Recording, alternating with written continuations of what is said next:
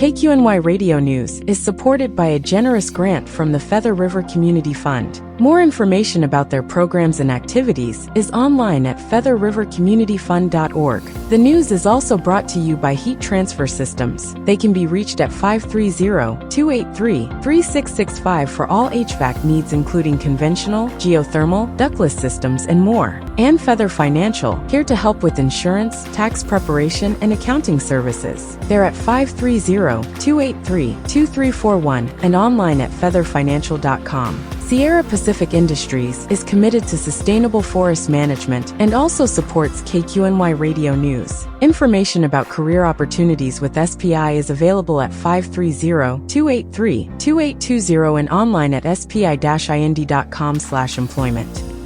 In partnership with the Plumas Sun, this is KQNY Radio News.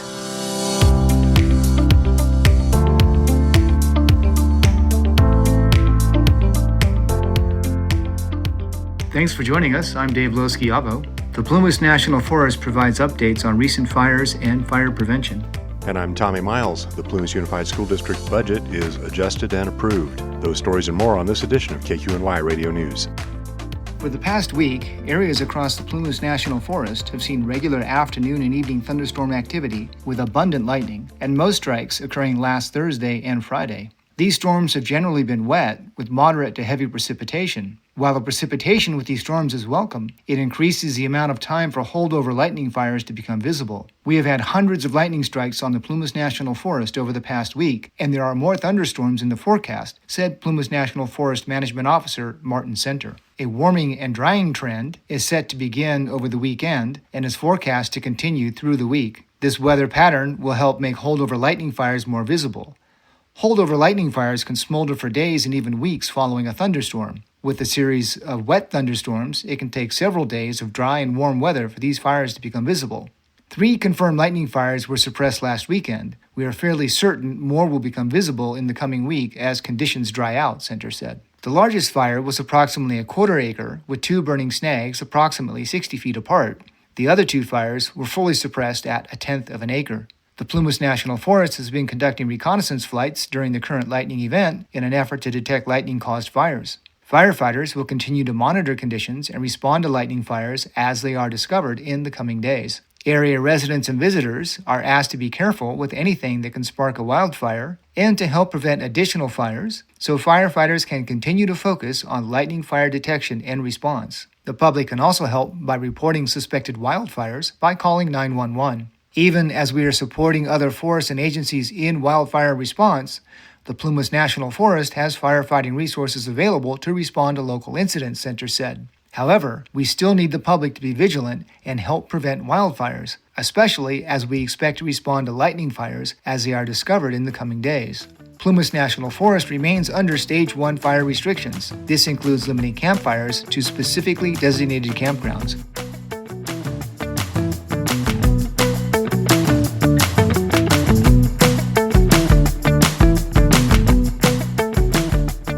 Plumas County Office of Education Administrator Andrea White said the Plumas Office of Education Board of Trustees met for special meetings on July 22nd and 23rd to approve a revised budget and conduct other business, such as a new cell phone policy for students. White explained that as of July 15th, the PUSD board is advisory only. By taking out a $20 million emergency loan from the state legislature, it relinquishes its governance to the state. White was appointed county administrator for PUSD for the month of July at the June 18th regular meeting, a position she'll continue to occupy until the new administrator is hired by the State Department of Education. The Board of Trustees will still govern as the Office of Education, and White reminded everyone to check the district website for fiscal updates. That address is pcoe.k12.ca.us. Back in September, Governor Gavin Newsom signed into law AB 3216, the Phone-Free School Act, a bill that passed in the California legislature with bipartisan support. It requires every school district and charter school and county office of education to develop a policy limiting the use of smartphones by July 1st, 2026.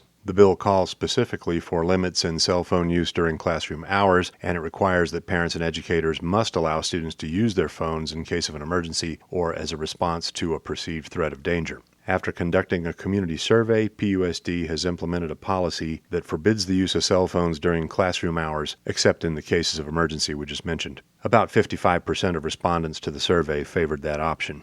The policy will go into effect in September, and the PUSD Advisory Board supported the decision. For details on the budget presented at the meeting, please see the article by Lori Simpson at plumasun.org.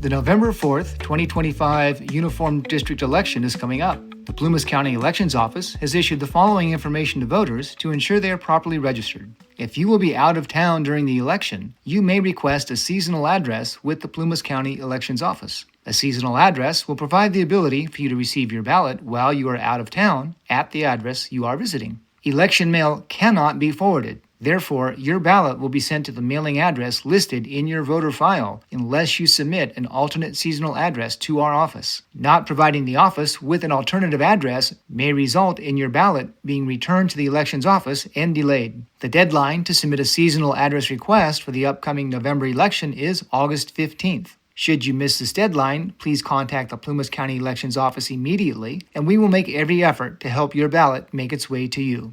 The Plumas County Elections Office is available at 530-283-6256 or elections@countyofplumas.com. They encourage in-person visits to the Quincy Courthouse, 520 Main Street, room 102. For the most accurate and up-to-date election information, visit the Elections Office website. More information is available at plumasun.org.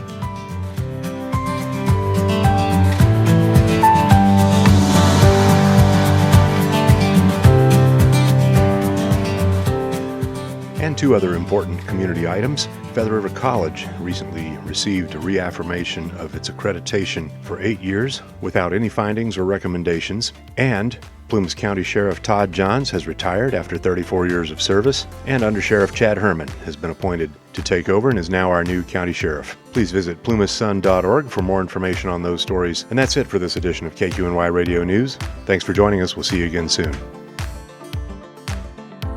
This program is a production of KQNY Community Affairs Programming, and it's powered by the Plumas Sun, a group of Plumas County journalists and organizers committed to providing high-quality, objective coverage of local news. The Plumas Sun and KQNY both depend on community support, so please consider helping us out by going to KQNY919.org and plumasun.org and making a donation. Thank you for helping to keep local news on the web and on the air.